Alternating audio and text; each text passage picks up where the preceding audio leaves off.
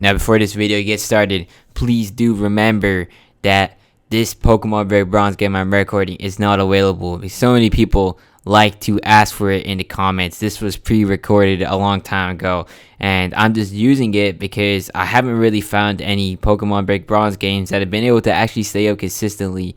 So, in light of this, I have to use my saved videos, and I've also not uploaded in almost a week now, and that's because I went out of town for Christmas, and that disrupted my upload schedule. So anyways, you can see that this guy has quite an intimidating setup right here. He is actually one of the best players in this specific copy, and I guess he wanted to try out some new Pokemon, but I did tell him that his Darmanitan is an Ubers, because typically when I'm playing at the highest level, I don't like facing Ubers because it's unfair. So I don't use Ubers myself.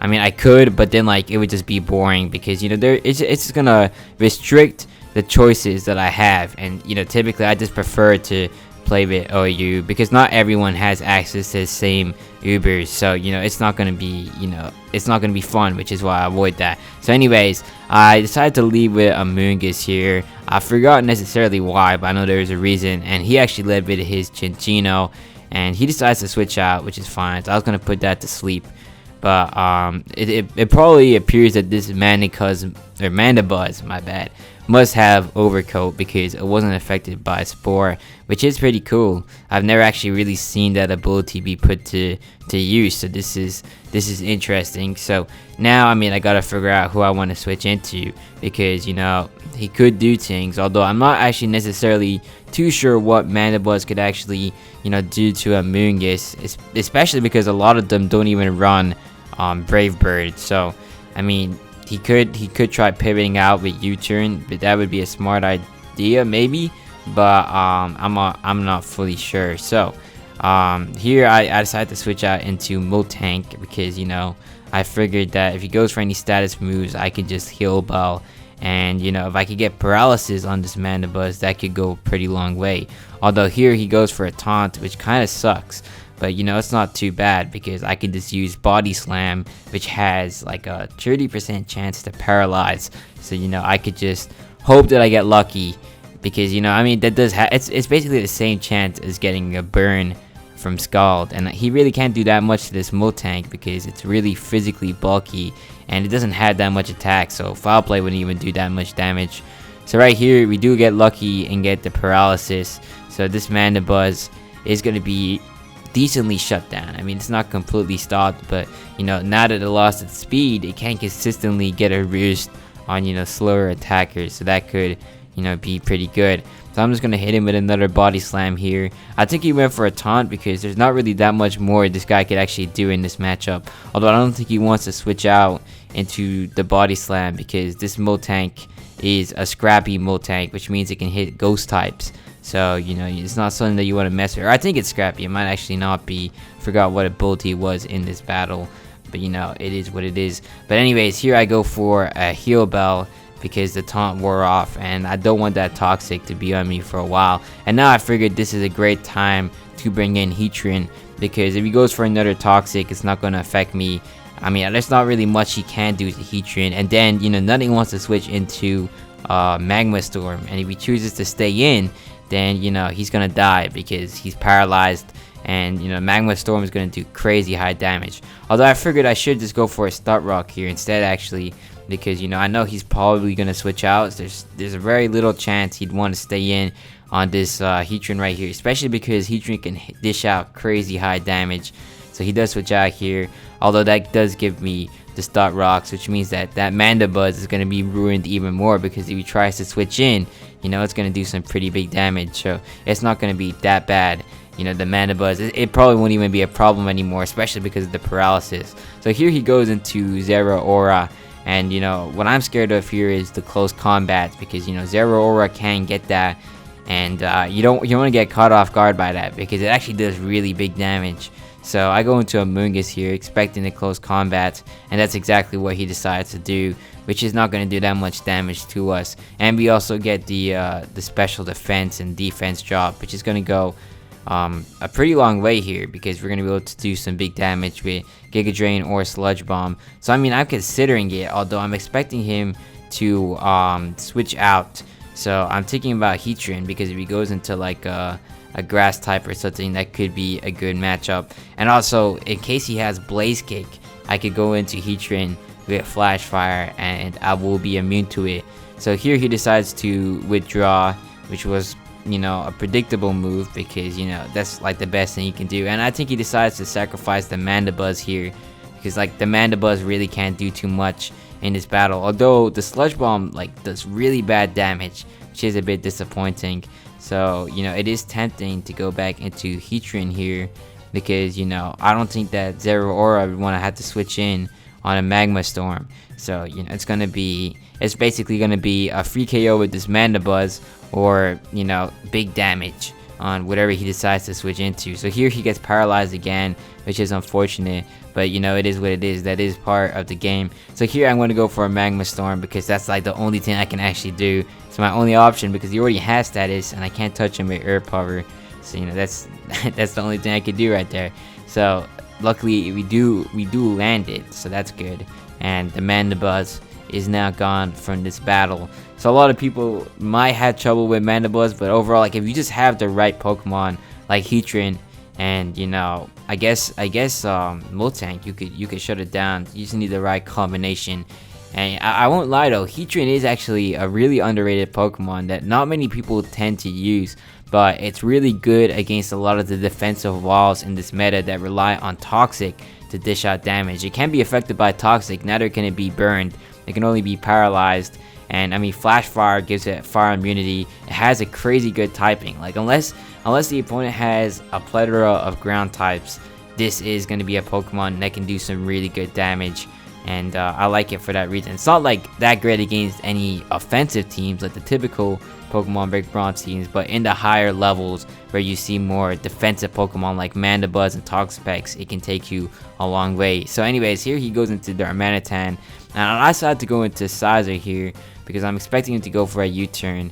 He's like, you know, I know that he probably has close combat and probably expects me to predict that, you know, so he would probably go for a U-turn, predicting him so that he can get some momentum, although Sizer will basically come in for free because it has a 4x resist to bugs. So, you know, that's that. And, you know, Sizer getting it in is actually really nice because, I mean, Bullet Punch can do some really big damage to anything, and then I can also pivot out if I outspeed the opponent. Although right here he goes into Zeraora, which is not what I expected, but you know, at the time of this battle, I wasn't too afraid of Zeraora because, you know, it seems like something I could, you know, take care of decently well, especially if he goes for Plasma Fist, because typically people will run like, you know, electric moves, close combat, play rough, and then maybe some other like pivot move like Wall Turn. Although this guy actually reveals that he has Blaze Kick, which I did not fully expect to see, although it does huge damage to my Amoonguss right here. And I know for sure that I can't really switch out here because although Heatran seems tempting, it's also somewhat predictable because, you know, if this guy expects that, then he goes for a close combat, then we'll take care of my Heatran. And he could go for a close combat right here and probably take care of the Amoonguss. So I actually have no idea what he's going to go for. And I mean, like, really anything is logical here. So I got to be really, really careful what I do. And really, as much as I like Amoonguss, because it is a decently good Pokemon overall, it really isn't going to be too useful here because it's really low in HP, and although I can regenerate that off, nothing really wants to switch into this Zeraora, unfortunately, because, you know, it has so much good coverage that it can do big damage. Now Alakazam is the only thing that actually doesn't take super or effective damage from its coverage, although Alakazam has no physical defense, so I don't want to throw it out just like that. So I mean, because I have some offensive Pokemon that are faster, it's probably a better idea to sack the Amoonguss. Now I was tempting to go into Moltank here because, I mean, I forgot if I was running Take Fat or not in this battle. I probably pulled it up at some point, but I wasn't really paying attention. But if it did have Take Fat, it could come in on a Blaze Kick, although it would not take a close combat too well. So I figured I'd just stay in and let the Amoonguss go down, because then I can bring in Alakazam and I can outspeed and pressure it out. And I know that this guy probably realizes the value of Zeraora here because he already picked up a KO, and he just really needs to capitalize on trying to bring it in as much as he can, because since it outspeeds everything and does super effective damage to everything, it basically has a great matchup against all my Pokemon. Unless we get like a one-on-one. Like, I can't switch anything into this guy, because if I predict wrong, it could cost me a lot. So anyways, here of course I'm going to go for my Mega Evolution to ensure I get my speed, which is going to be really useful, because that's the only way I will be able to out-offense this Zeraora right here. So that's Mega Alakazam right there. And I will say though, it is actually really useful for a battle like this, because I mean, having that outspeed will go a long way. So here he goes for a Blaze Kick. I'm not entirely sure why he did that, but it does so much damage. That's not even stab, but that's crazy high damage. So I don't even know, maybe he's running Choice Band. That actually makes sense. That's probably why he's doing so much damage right here. And he actually gets the outspeed too, probably because this game revolves around the Gen 6 mechanic, where you use your pre-Mega Evolution speed on the first turn. Although it's confusing, because I feel like some games don't have it that way, but I don't know. I mean, in this game it was that way. So anyways, the Psychic isn't enough to one-shot, but it does, bring him close enough. And now I'm kind of scared that I might not outspeed, because if this is like a Choice Scarf, that could be a problem. But anyways, I just go for a Psychic right here, and luckily we do get the outspeed, which is good. But we do faint there, which I'm not even sure why that happened. That's kind of confusing. I'm not sure if he got a burn with the Blaze Kick, although I feel like if he did, it probably would have shown. So I'm not sure what happened there. And I know that this game had a bug before where you couldn't see your status effect.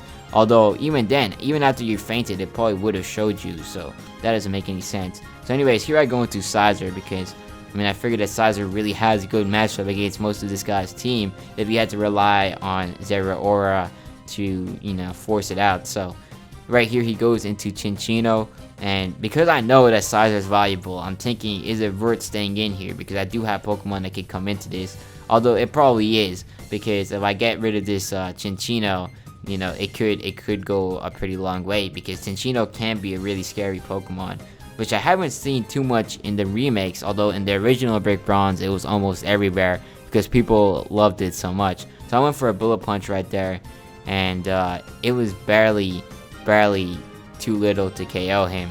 Although he goes for a Rock Blast, and it brings me down to yellow. I'm not sure why it's not showing in the actual game. I think it's probably just bugged, but it's fine. So I'm just gonna follow up with a Bullet Punch, because I do want to take care of this.